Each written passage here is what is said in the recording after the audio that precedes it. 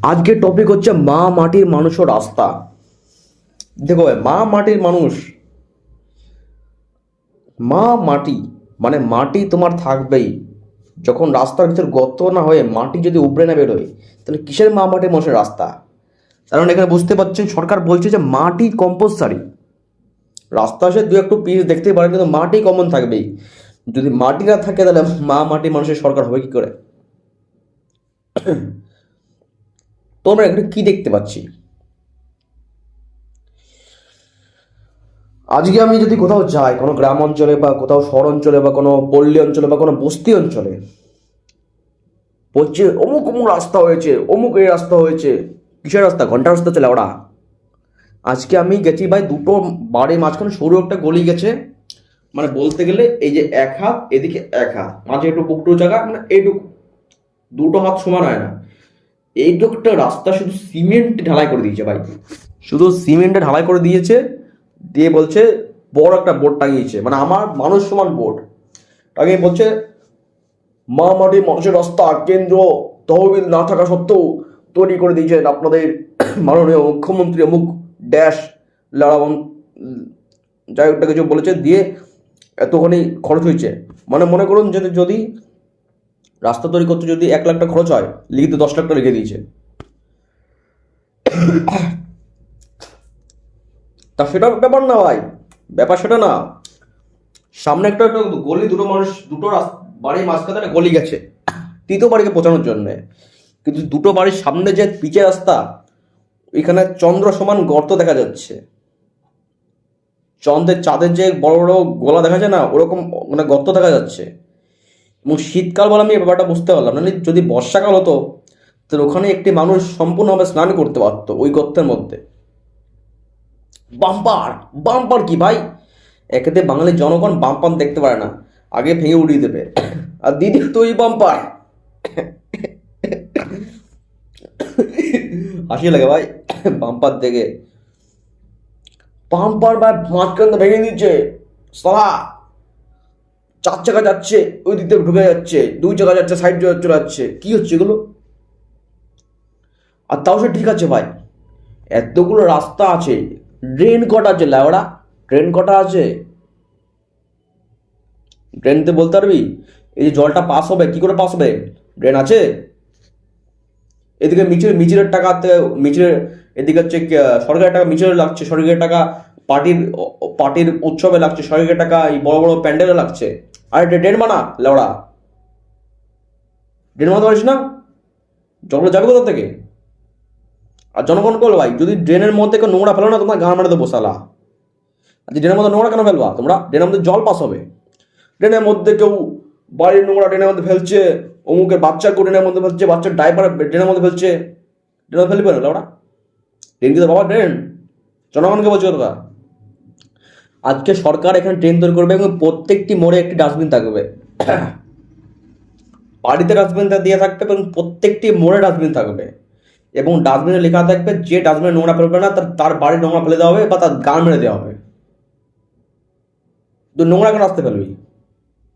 আচ্ছা আমি শিক্ষিত ব্যক্তি বলে আমি যেখানে সে নোংরা ফেলি না। আজকে আমি ডাস্টবিন যদি পাই তো ফেলি, আর যদি না পাই কোথাও নোংরা ঢিবি সে না আলাদা জায়গায় ফেলি, রাস্তার সামনে পাশে ফেলি না। কেন ফেলো? রাস্তার সামনে শিক্ষিত মানুষ আমি, তোমরা শিক্ষিত হও। পৌরসভার বালতি দিয়ে গেছে, বালতি নোংরা ভরেছে, রাস্তায় ফেলে দিয়েছে। রাস্তা ঢালবি কেন লাউড়া? সরকারকে বলছি প্রত্যেকটি মোড়ে ডাস্টবিন দেওয়া হোক, এবং যদি পারে ডাস্টবিনের পাশে সিসিটিভি ক্যামেরা লাগিয়ে দেওয়া হোক। যে চুতিয়া ফেলাবে তার মাথায় সে নোংরা ঢালা হবে, তাহলে তার গান মেরে দেওয়া হবে। পরিবার দেখবে, দেখুক।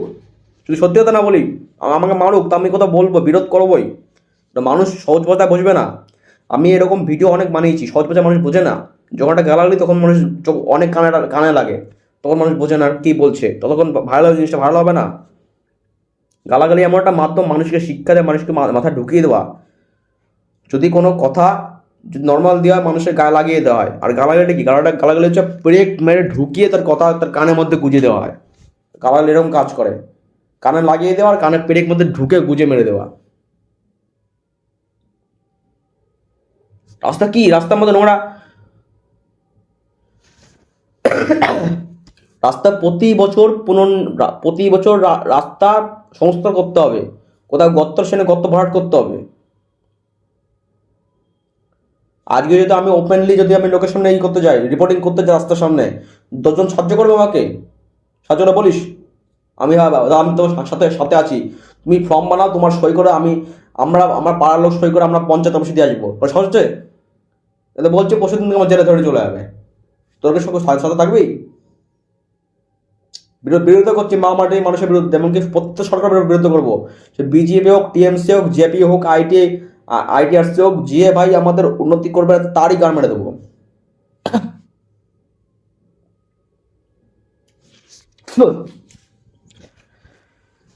এদিকে নেতাদের বাড়ি 3-4 তলা হয়ে যাচ্ছে, এক একজন ব্যক্তি তারা কাজও করে না। পাড়া আছে কিছু লোক, তাদের বাড়ি 3-4 তলা হয়ে যাচ্ছে, এদিকে ভাই গরিবের ঘর পাচ্ছে না।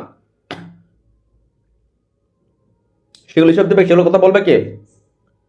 যেদিনকে ভাই বংশ পরম্পরা রাজনীতি এবং ভাই গোষ্ঠীদ্বন্দ্ব রাজনীতি ছেড়ে যখন গরিবের ছেলে নেতা হবে, তখন ভাই দেশের উন্নয়ন হবে।